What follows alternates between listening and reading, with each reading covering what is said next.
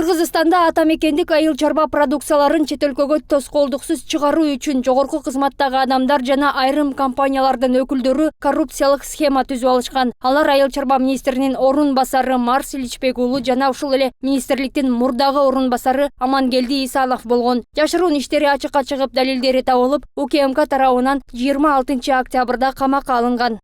Тергөөнүн жүрүшүндө көрсөтүлгөн мыйзамсыз фактыларга Кыргыз Республикасынын айыл суу чарба жана региондук өнүктүрүү министринин азыркы жана мурдагы орун басарынын тиешеси бар экендиги боюнча далилдер алынган. Ушул жылдын 26 октябрында Кыргыз Республикасынын айыл суу чарба жана региондук өнүктүрүү министринин азыркы орун басары жана ошондой эле министрдин мурдагы орун басары кармалып, УКМКнын убактылуу кармоочу жайына киргизилди. Жогоруда аталган окуяларга айыл чарба министри азырынча телефон аркылуу комментарий берүүдөн карманып жатат. Ал эми министрликтин коррупцияга каршы иштөө бөлүмү бул окуялар боюнча комиссия түзүлгөнүн, мындан арада коррупциялык иштерди болтурбоо үчүн иш-чараларды жүргүзүп жатышыптыр. Биздин жумуш бул коррупциянын алдын алуу эсептелет. Ал эми могул кечээ күнгү ситуация боюнча азыр тергөө иштери жүрүп атат.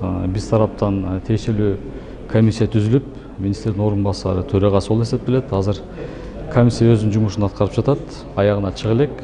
Азыр эми тергөөнүн жыйынтыгы менен гана билинет. Азыр башка эчтеке деп айта албайбыз. Деген менен жообу эч кимди канааттандыра албайт. Айыл чарба министрлигинде коррупционерлердин кармалгандыгы, мурдатан эле ички схемада жашап калгандыгын айгинелейт дейт эксперттер. Биздин өлкөгө салыштырмалуу коңшу мамлекеттер ата мекендик азык-түлүктөрдү өнүктүрүүдө бир топ алдыга кеткен. А Кыргызстанда өнүктүрүүнү колго ала албай келебиз дейт. Тилекке каршы ушундай жаңы кабар келип атпайбы? Министрликте коррупция болуп, орун басарлары, мурунку, кийинкилер ушу кармалды деп. Анан эмне себептен кармалганда менде кармалган жөнүндө менде так маалымат жок, бирок ушул кармалды деген сөз, коррупцияга байланыштуу кармалды деген сөз эмнени билдирет?